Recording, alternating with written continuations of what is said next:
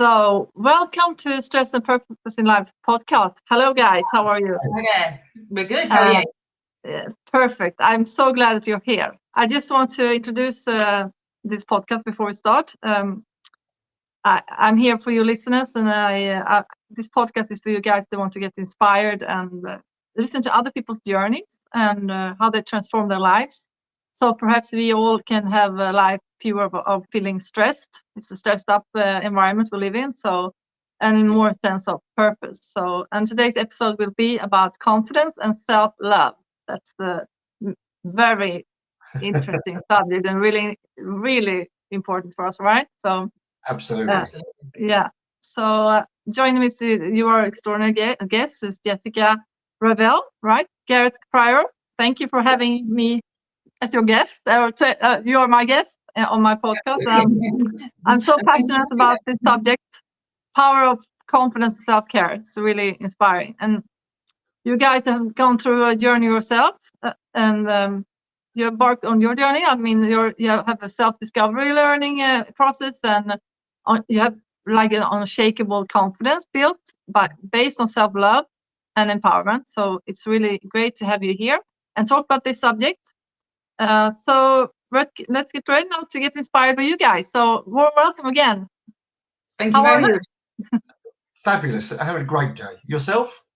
Perfect. I'm really happy that you're here, and I'm so thrilled to just get started here and hear everything about you guys and what you do. So let's start off by could you please tell me a little bit about yourself and your background? It's like interesting to know where you come from and what makes you you rock, right? Absolutely. Well, I'll let you go first because you're older. So. It just reminds me about this often. Yeah, much older. I grew up. I'm later in life. I've been diagnosed with Asperger's and dyslexia. At the time when I grew up at school, that wasn't a recognised thing, especially dyslexia. And at school, you were called thick, stupid, or lazy, or a combination of the lot. And those sort of labels tend to stick with you unless you undo them. And it's becoming aware of them. And my journey has been becoming more aware of who I am and why I see the world the way that I see the world. I grew up. My mum wasn't at home very often, and I just lived with her. So I spent a lot of time on my own and a lot of time reflecting. But as an Aspergic, that's quite easy to do. School wasn't the nicest of places for lots of different reasons. Didn't really fit in. I never understood how that all worked. And my journey has been sort of a process of growing and understanding and finding out who I am. The way I see the world is I tend to see people beyond the masks that they show. And I thought that was who they were in the past. But that isn't how people act. And so my journey has also been learning about why people behave the way they do, why I behave the way I do, and putting all of that together. And then being able to explain that. Later in life, I've become a psychologist and a counsellor. And that was predominantly so I could be the best me for my children. And they're an extremely big driving force in my world. Wonderful. Great to hear. And you, Jessica? Yeah, so my journey's been a roller coaster of highs and lows, with the lows growing up overriding the highs mainly, and each one leading to a rabbit hole of various different eating disorders, and just body negativity, lack of confidence, lack of self-esteem, which all came about through the circumstances I found myself in. And I think my journey coming out the other end was the realization that I'm actually more than what I look like. I'm more than what the reflection in the mirror shows me. So all the highs and lows of which we go into much more detail in a book series that's coming out soon. But all the highs and lows eventually led me to realizing that once you accept who you are, it's not about your physicality. So that's where I'm kind of coming from, and that's the hymn sheet I sing from. So when Gareth and I started working together with Gareth Psychology, I'm a fitness coach and nutritionist. We realized this complete synergy and so we set up a business whereby we help people to work through their past and goal set for their future, with the basis being where you've been, who you are, and complete belief in where you're going. Wonderful. So very great. You need to talk more about that later on. Absolutely. I'm just curious now because that's why you're here, right? So what were your trigger points to understand you had to build your self-care? I have heard a little bit, but could you tell me a little bit more about that? Like, when was enough, right? When you need to make a change, what was some kind of low point in life where you said, "Oh, now it's enough"? Could you share that? Well, again, there's. I mean, we didn't know each other at this point, so there's two answers to that. No. So I'll let Gareth go first. Yeah, that's why I have you too. You can tell your stories individually and also together, right? Yeah, absolutely. So Gareth, could you please? I realised I was in a really abusive relationship. The mother of my children wasn't who I thought she was. I'd had a really bad asthma attack one day, and to the point where I'd virtually blacked out. I managed to get myself downstairs. The world had sort of narrowed, and I'd sort of caught myself. I breathed and calmed myself down enough to be able to get down the stairs and say to her, "I need to go to the hospital, and I need to go now." And she was off to a dance rehearsal and just went, "Oh no, I'm late. I'm off to a dance rehearsal. You have to get yourself there," and just walked out. It was quite a sort of a shock at that point. But looking back, I am a really strong person. So my ability to cope in an extreme circumstance is huge. And unless I'd have had that, I'd probably still be in those cycles of abuse. But it was such a shocking thing. It managed to change my world, and it sat me down, and it was like, okay, best I do something about this. Yeah, that's so great to hit the rock bottom, right? Because then you have the way up is much more to have the possibility to go upwards down the stairs, feel down. And then the traumas always help us to do that, It's like a transformative journey. So what about you, Jessica? What were your... I think a couple of occasions where rock bottom helped me to see the only way is up. Yeah, merry-go-round. At one point, again, similar situation. I was in an abusive situation.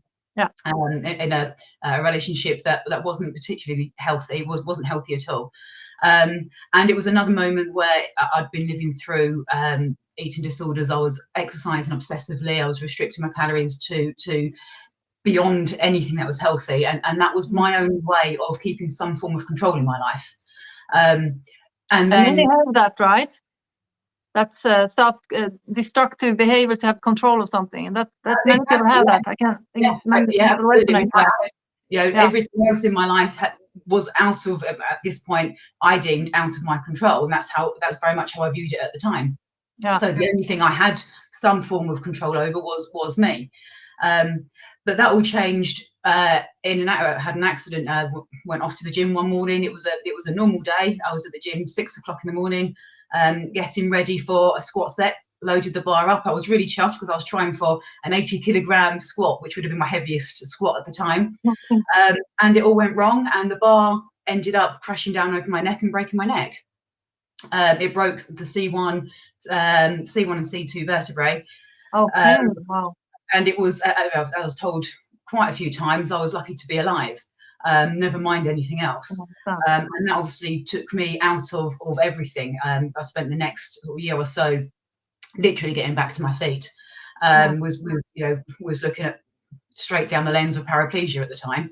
And although I opted not to have the operation because that was a risky operation, so I spent the next, I don't know how long on morphine. And the recovery of that at the time, before the accident, I would wake up every morning thinking, oh, another day. After the accident, it was more, I want to recover, I want to regain. And that was my turning point. I surprised myself by wanting to rebuild my life. And although I was still in the relationship, it kind of, it felt different after that. So that was my first turning point. Yeah. I later on, after recovery, and had my son. And it was the birth of him that gave me this complete new inner strength, enough to then be able to leave the situation I was in, move away from that area, and come back to my hometown and start rebuilding properly. So there was like two turning points. Really. Yeah. And I can imagine that breaking your neck, right? It's a quite big recovery back. I also broke my back, and I thought, okay, I'm going to be paralyzed for life, Yes. you know. But are you walking now? You are fully recovered, right? Fully recovered, yeah. Limited mobility, but in my neck. But oh no, fully recovered. There's that's amazing. No? Great for you. Yeah, thank you. And also a beautiful relationship. It's great for you guys. I'm really thrilled about this because there's so many people resonate with this.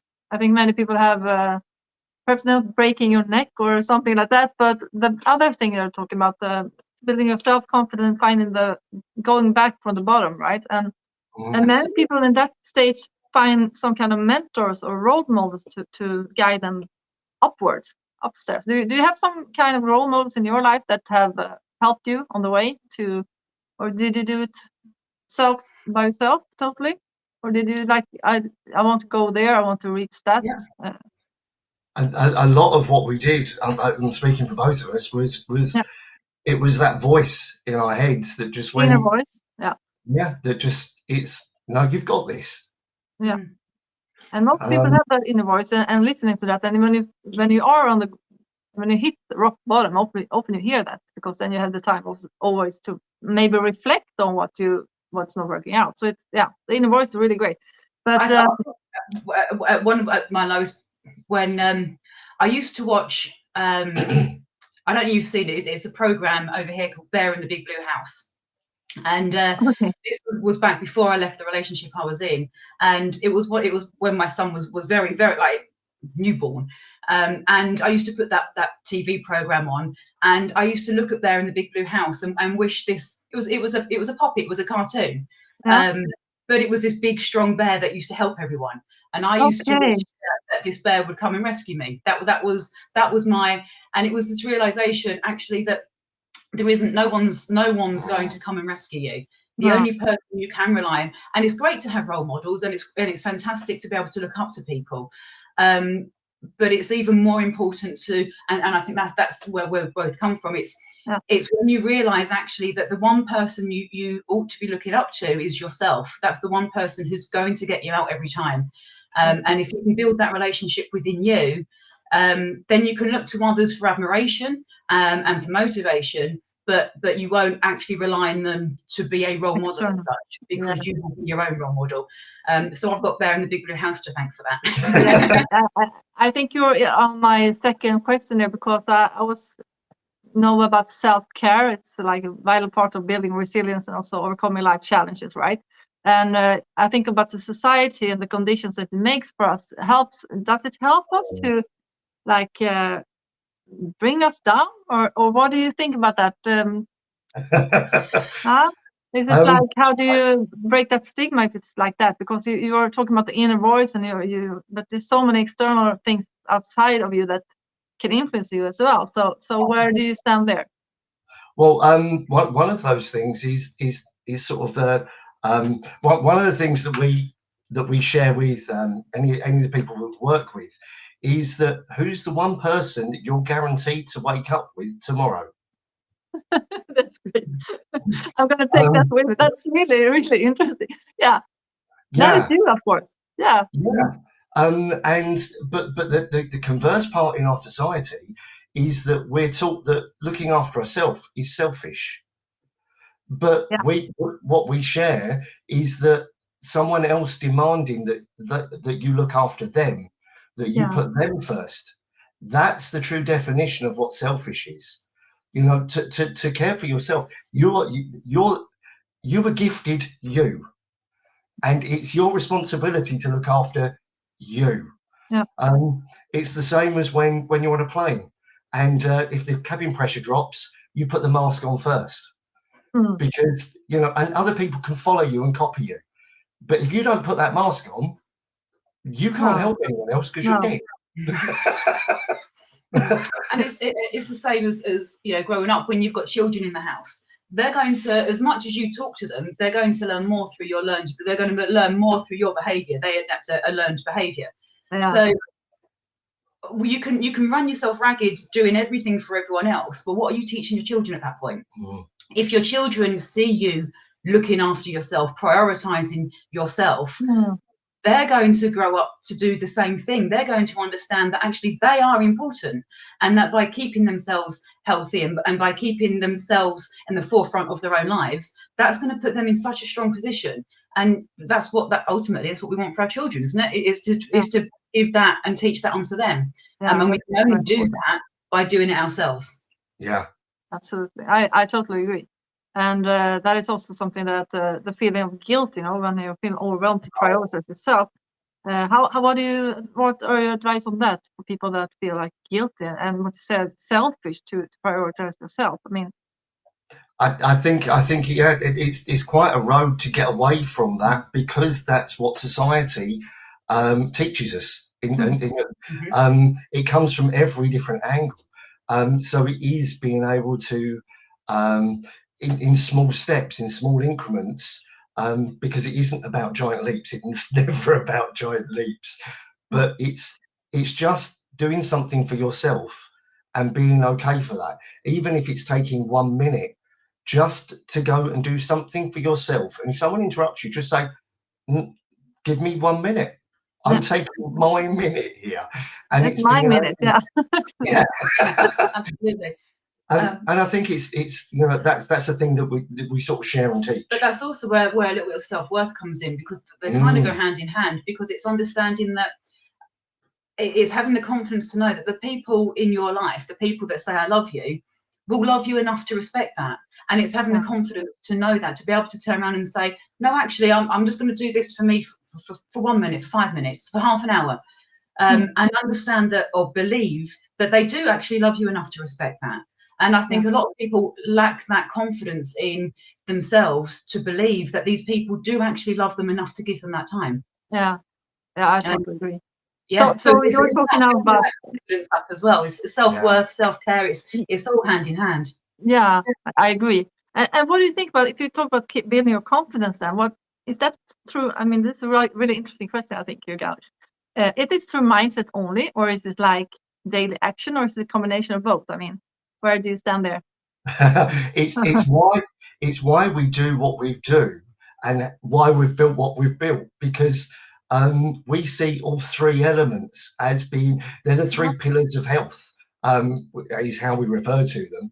If you don't have the mindset, you don't have the physicality, and you don't have the nutrition, it's something, you know, it's out of balance. It requires all of those elements for you to be mindful of, to think about, and to prioritize you in those elements. Yeah. I mean, when it comes to mental health, your mental strength, which is obviously very important when it comes to building confidence, to be able to think straight, to be able to decision making, it's understanding that the food you eat is just as important as the words you speak to yourself. Oh yeah. And when you know, we don't approach the food you eat in terms of it's a diet, you must do this. We approach it in terms of, well, these foods are going to help your gut health, and your gut is directly linked to your brain. Yeah. If you've got a healthy gut, you've got a healthy mental strength. So whilst we talk about nutrition, it's not from a dietary point of view in terms of follow this diet. It's in terms of follow the food, move your body, speak nicely to yourself. It's a holistic approach. It's a holistic approach. Yeah. It's the three elements of health. Yeah. If you focus on just one thing without looking at the other two, you're going to be going down a rabbit warren. Yeah, I think many people. I mean, if you talk about the young adults and young people that are influenced by social media, I said it in my last episode as well, but it's a big one in social media. Massive. And I think about this, what you call about what's said about having eating disorders and having like the role models are wrong, right? And I think when you talk about self-care and self-confidence, then I can imagine that have changed your image also from going from having eating disorder until now. But what are the most important lessons that you learn to your experience also that can help young people? I mean, if they are in that situation as you have been, what were the lessons to really go through to take care of yourself and have to not be self-sabotaging yourself with food and with your mental and physical health? I think that's a hard one to answer, generally speaking, because obviously everyone is in that situation for a different reason. But certainly from where I was coming from, there was an actual, there was a source leading to that. There were elements in my life that led me to try and take control in that way. When I was younger, it was restricting everything to great extent. When I was older, it was binge eating and eating too much. And they were triggered by two different things. So from my point of view, when it's something triggering it like that, it's the realization that it's not trying to stop what you're doing. It's about understanding what's causing it and addressing the trigger and taking a step back and then undoing that trigger. And that will filter through and remove the issue. That isn't so for everybody, because as I said, it depends where they're coming from and what's causing them to follow that behavior. Yeah, what we consider the power of why. Why am I doing this? What's the reason? And it's part of the psychology behind it is that your amygdala, which is the bottom of your brain, your primitive brain, if that's running the show, then cognitive thought is out of the question. So it's so you just do everything on habit, you do everything instinctually, and that comes from a place of fear. It's asking the why, and it won't have the answer to why, and it then allows you to use other parts of your brain to be able to expand on that, and then you can retrain yourself, and it goes backwards and forwards in that respect. But it's starting with something that you can identify, I think. And I think for the younger people now, and I think even older people, when it comes to social media, I don't think I'm not so sure that there's necessarily an age restriction. No, of course, no, when people are influenced by social media, it would indicate that there's a comparison, because as humans, we tend to naturally compare ourselves to others, forgetting that we might be comparing our day one to their year 5. So I think there's an element of comparison, but there's also in that situation an element of looking for validation outside of yourself again. So they might be comparing themselves to the person they're looking at on social media, wishing they looked like them, and then asking, why are they wanting to look like them? Is it because they want validation for somebody else to see them differently? In which case, again, it completely turns it around to, let's turn your eyes around and start looking at yourself again. And then it's about this self-respect, self-care, understanding you are already enough. And that's what we work with people to understand, that once you appreciate where you've been on your journey to create the person you are, you can then start working on appreciating who you are and understanding that you are enough. And with that strength, you get to move on and look forward to where you're going to. So on all of the answers, it's always about looking at yourself again and understanding you are enough. And whilst that's a really easy sentence to say, it's a really difficult journey to reach that conclusion. I always say, like, okay, I can compare myself from myself a year ago or yesterday, but I don't necessarily need to compare myself with someone that I don't want to be like. I want to be myself, right? My authentic self. Absolutely. And that's where, that's a journey to do. mature people, we have that perhaps more easily, that we are older, but older, wiser, or not. I don't know. But anyway, we learn, keep on learning. Right? You like to think you're older and wiser. Yeah. I think one of the things, that Jess sort of highlighted then, but sort of to the side, was when we're doing these things, chances are we're looking for love. The issue is that looking for love on the outside will always be transient. And if you're looking for love on the outside, is that because that you don't have love for yourself? So beautiful. One of the things that I would suggest, or we do suggest, is that you look at yourself in the mirror and you learn to be able to say, "I love you." Yeah, that's so important. It might be a very simple thing, but I think you'd be surprised at how many people aren't even able to think that they like themselves, let alone love themselves. And I think I think that's one of the biggest issues that we have in society, that we're not taught to love ourselves. No. Is that something learned, or do you think, or is it something that we just have inside of us?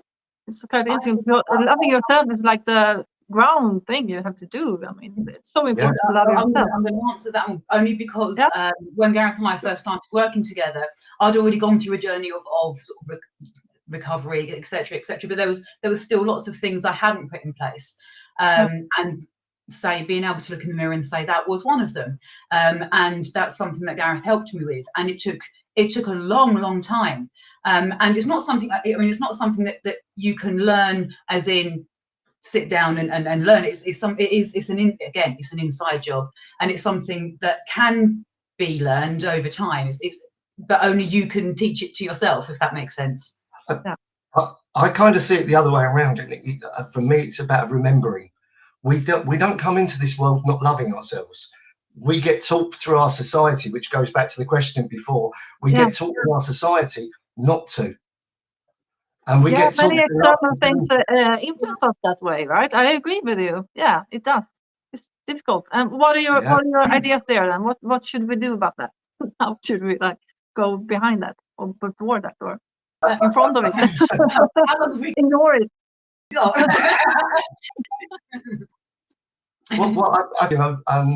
If you, for me, I didn't feel at the beginning of that journey, I didn't feel strong enough to do it for myself. Children to learn to do it for me, so they could do it for them. Wonderful. That was my way of doing it. You're sort of in a.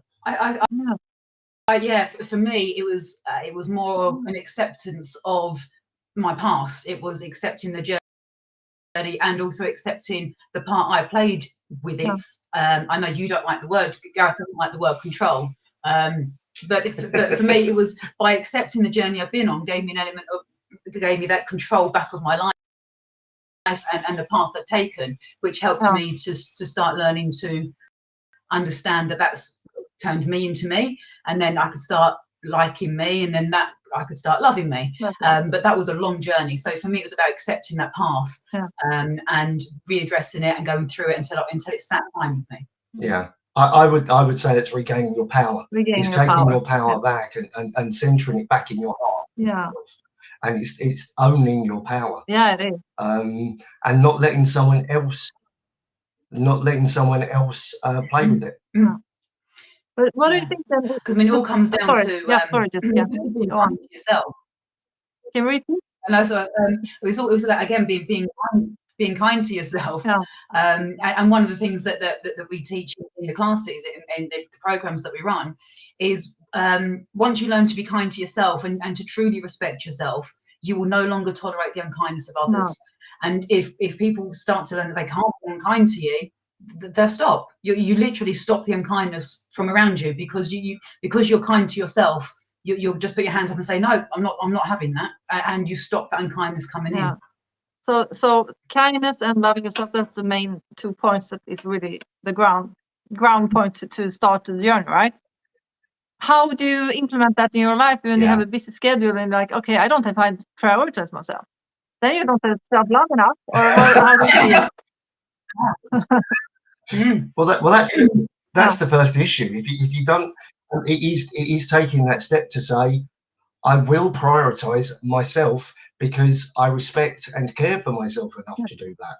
You know, that's a really big, and that's a really big step all on its own. Just to take responsibility for your own self-care. Wonderful. Yeah, it's so important. One of the things that we teach, going back to saying I love you, one of the things we teach is it Ho'oponopono. Yeah, I would say it's Hawaiian, isn't it? Yeah. So it's a practice called Ho'oponopono. I like I to go through did need to hear this one. Ho'oponopono is beautiful. It sounds very sweet. It is, and I'm understanding it's a traditional Hawaiian practice, and it's to say I'm sorry. All of this is to be said to yourself, and it's I'm sorry. Please forgive me. Thank you, and I love you. Oh my God! I got goosebumps in my. Wonderful, really beautiful. And it is, and as a counsellor, it combines all of the elements of a counselling session. It's the acknowledgement of something that you've done to yourself, a position you've put yourself in. It may not have been of your choice, but it's to say I'm sorry that I was in that position. Please forgive me. Asking your own forgiveness, because a lot of the guilt and a lot of the pain and anguish comes from beating yourself up. It's that internal voice. So please forgive me. Thank you. Thank you for the forgiveness. It's an acknowledgement of that gift. And then I love you. Beautiful. That is the daily practice that everybody should take with them from this wonderful interview with you. It's actually one that we've included on. So we combined all our work and we built a program which we teach through a charity that we run locally. We've also gone on to build an app where we've kind of apped our entire program on a follow along day to day. It actually starts from -3, so you can get ready for day one, and it goes through all the different practices and all the different elements that you can incorporate to start to learn to love yourself and to build forward and to build your goals. And Ho'oponopono is one of the practices that's on the app. So you can build a streak up as you learn to practice that each day. It is, and that's how fundamentally important we feel that practice is. And it doesn't take long, although it's challenging. It can be challenging to begin with. It has such a profound impact on you once you start, when you can actually look at yourself and say them, each phrase, each affirmation genuinely, the impact it has. Bearing in mind your body and your mind hears every single word you think and say to yourself. So to be able to have the power to say these words to yourself and believe them will have such a remarkable impact on not just how you start to feel about yourself, but on your physical body, on the inflammation that runs through and your cortisol levels. It has such a profound impact on your whole body. So it's more than just an affirmation. You know, when you look at how things are created, they're waveforms. It's energy. And when you create something from the start, it comes from a thought. And then to take that further, it becomes a word. And then it becomes an action, like writing it down, drawing it, talking to someone. And that's how these things build. And what you're doing is starting that fundamental step from inside. And then that will change your world around you completely. That is really great. Is there somewhere, I mean, I can go on with this conversation forever. I mean, you can talk. Is there something more that you would like to share with the viewers about your programs and also how they can reach out to you? And one final word about this. I mean, I can listen. I can listen to you for hours. That's wonderful. Absolutely, we can speak about it for hours.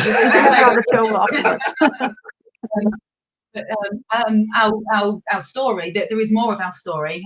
We go into more detail in a book series, Start Over, which we've spoken about previously, and that's been released this year. But also our actual program is released on our app, which is called the Pocket Power app. And if it's okay, we can send you the link and you can put it in the comments. Absolutely. If anybody wants to have a look at the app and run it through. Just a little comment on the app, because we both come from humble backgrounds, I think is the right word. So when we required the help the most, it was in a position of our life where we didn't necessarily have the funds to pay for the help. So moving forward, we've made a promise to ourselves, and this is why we run a charity, so that we could offer our programs to those that can't afford it. But the same with the app, we find there's lots of premium apps available that offer help and advice, but they come at such a premium cost. It's out of reach of the majority of people that actually require the help. So we've made a promise to ourselves that our app will always be at a price point that is accessible to everyone. I mean, it's $3.99 a month, you know, and it will, and we've made a promise that we'll always keep it at the price point, so that because this help is so fundamentally important for people, it's important that people have access to it regardless of their income. That's great. Making it available for everybody, right? Yeah. Exactly. Absolutely. Yeah. And at the heart of the app is a goal board. So some might call it a manifestation, you know, a focus board, and that's what's at the heart of it. And it teaches you how to do that as well, and how to make small steps. And there's constant knowledge behind it. Rather, you were saying earlier about the social media. The amount we hear on social media, and it's just like, oh God, because it's like, oh well, if you stick a note under your pillow, then £1 million will be on your bed in the morning, and that's not how this stuff works. I mean, the app goes. The app does cover physical exercise, physical movement. It covers nutrition, and it covers the mental health side of learning to love yourself and setting the goals and moving forward. And it covers all three elements on a day-to-day follow along, so you know exactly what to do on each day, and you get to tick it off each day, and you build a streak on each of the elements, and it works in a cyclical nature. It's incredible. It's how we got to where we are by following all these practices. And yeah, 2 years ago, we didn't know how to code. You can code now. That's amazing. Well, we had to learn, otherwise the app wouldn't have happened. It was a choice. It was a choice. We either learned to code or we didn't fulfill our dreams. And that is literally baked into the app. You know, the power of us being able to do that, and then launch an app in 175 countries on Google and Apple. We did that, and we did that following the steps that we teach. But that is based on your journey, then, right? I had to download that. I have to download that one then. Absolutely, and because it's understanding as well that you might get to a point in your life where you've resolved all the past traumas, and you're looking forward to where you're going in the future, and you're fine with where you are, but life still happens, and life generally comes around and gives you a shock every now and again. But it's about understanding that these things are here, and hopefully you've now built up enough resilience to be able to deal with them. And so all these are kind of within the app as well. It's just building a resilience to say, do you know what, I've got this. I'm going to take a minute. I'm going to catch my breath, dust myself down, and now we're going to get on. And it's building that resilience so that when life does come and give you a flick on the forehead, it's not going to knock you over. Wonderful. Is there something more we can talk about? I want to have you on my show forever. I want to talking to you guys. I want insight and confidence insight. I'm so inspired. I want to just grab onto that pod of yours. What is the... Yeah, wonderful. Thank you so much. Thank you very much for your time. And for you guys, thank you. And again, for you guys that are listening now, if this episode resonates with you, please share this with anyone that needs it. I mean, this is so important subject, really. So we can talk about this for hours, because it can never be too much repeated in life. This is something that is part of us and really interesting. Anyway, if you want to share this, please hit the bottom here. I also have a QR code if you want to share it out yourself and others, of course. And until next time, and take care of yourself and trust your own strength and remember your confidence and self-care in this case also. Yeah. Stand in front of your mirror and say, I love you. And what was that Hawaiian? Halapanga We have to Panga. put that down as well. We'll Write it down for write me, it, yeah. guys. Thank you guys for having me, and also for you viewing, the viewers. Thank you for listening, and until next time. Bye. Bye-bye. Thanks very Thank you very much. Take care. Okay, Bye. bye.